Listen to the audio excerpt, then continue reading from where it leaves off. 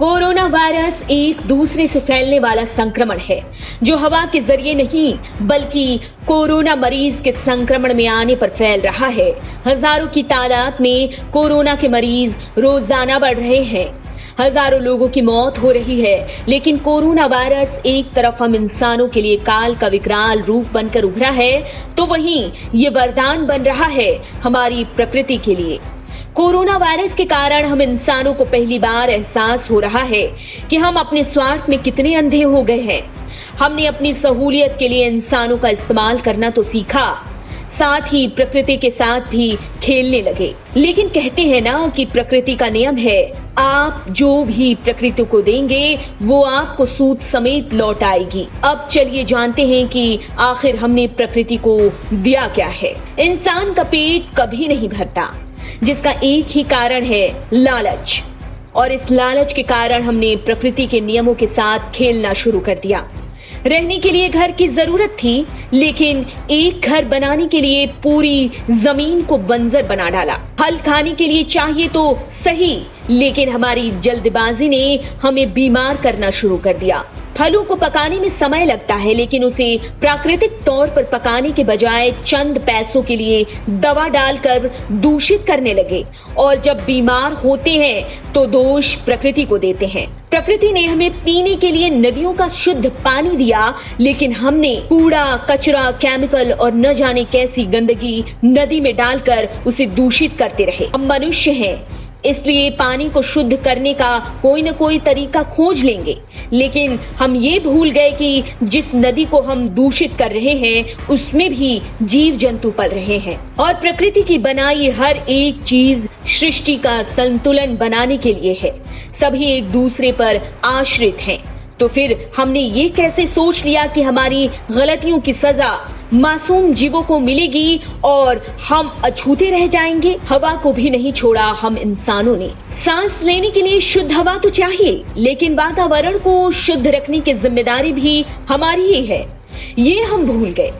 पेड़ पौधे वातावरण को स्वच्छ बनाते हैं, तो उसे ही काटने से बाज नहीं आ रहे, और जब पेड़ लगाने की बारी आती है तो हम सोचते हैं कि हम क्यों लगाएं, ये तो सरकार की जिम्मेदारी है। सड़कों पर रोजाना हजारों गाड़ियां बढ़ रही हैं, पूरा आसमान काले धुएं से भरता जा रहा है, लेकिन फिर भी हम लापरवाही करने से बाज नहीं आते। इस कारण आज हम बड़े स्तर पर ग्लोबल वार्मिंग का शिकार हो रहे हैं। ग्लेशियर बड़ी तादाद में पिघल रहे हैं, नीला समंदर अब नीला नहीं नजर आता, और नदियों की बात करना तो बेकार ही है। शहरों में ऊंचे ऊंचे बिल्डिंग बनाकर आकाश में उड़ने वाले पंछियों की उड़ान कैद कर दी गई। प्रकृति कब तक करेगी बर्दाश्त? अब सोचिए, प्रकृति शिकायत करती है क्या? लेकिन बर्दाश्त करने की भी हद होती है। जैसा कि मैंने आपको बताया कि प्रकृति का नियम है कि वो कोई चीज उधार नहीं रखती है, सूद समेत लौटा देती है, तो भला मनुष्यों के कर्मों को कैसे नहीं लौटाती। आज एक मूक शांति पूरी दुनिया पर छाई है। गाड़ियों का शोर थम गया है, नीला आसमान अब धुओं के अंधेरे से निकलकर फिर से अपनी खूबसूरती दिखा रहा है।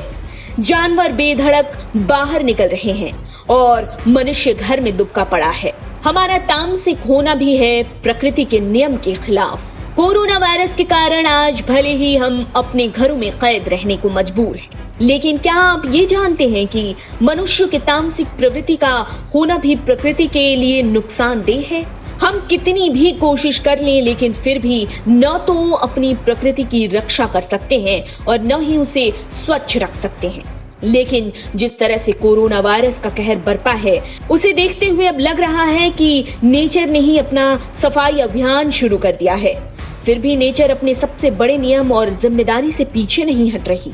रोज की तरह सुबह हो रही है, शाम हो रही है, हवा पानी सब मिल रहा है। हमने न जाने कितनी चोटें दी हैं प्रकृति को, लेकिन फिर भी वो मनुष्य का भला ही करना चाहती है। चीन बन गया है खिलवाड़ करने वाला देश। ये तो आप जानते होंगे कि चीन में लोग कुछ भी खा सकते हैं, जिंदा जानवरों को निगल लेते हैं, इन्हें किसी का खौफ नहीं होता। चीन के लोग सबसे ज्यादा प्रकृति से खिलवाड़ करने में माहिर माने जाते हैं। इसलिए आपदाओं का अंबार भी चीन पर ही आता है। इस खिलवाड़ का ही जीता जागता नतीजा है कोरोना वायरस। वुहान में एक महिला ने चमगादड़ का सूप पिया। माना जाता है कि उसमें पहली बार कोरोना वायरस के लक्षण नजर आए और फिर ये हमारी सोच से भी ज्यादा तेज गति से पूरी दुनिया में फैला। जैसे जैसे वायरस फैला, मौतों का सिलसिला बढ़ता चला गया और साथ ही एक खामोशी भी। ऐसा लग रहा है जैसे नेचर फिर से रीसेट हो रही है। चलिए कुछ ऐसी ही भाषा में समझ लेते हैं जो हमें आसानी से समझ में आती हो।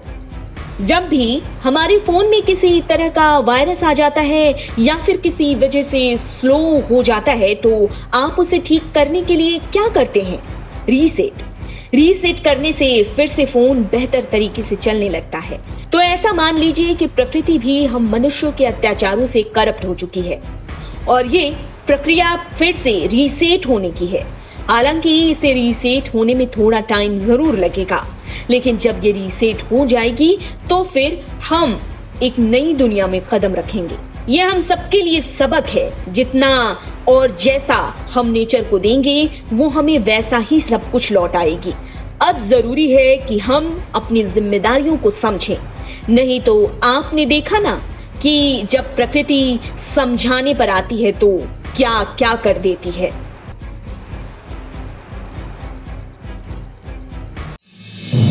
आप देख रहे हैं नेट्रिक न्यूज, साहस सच कहने का।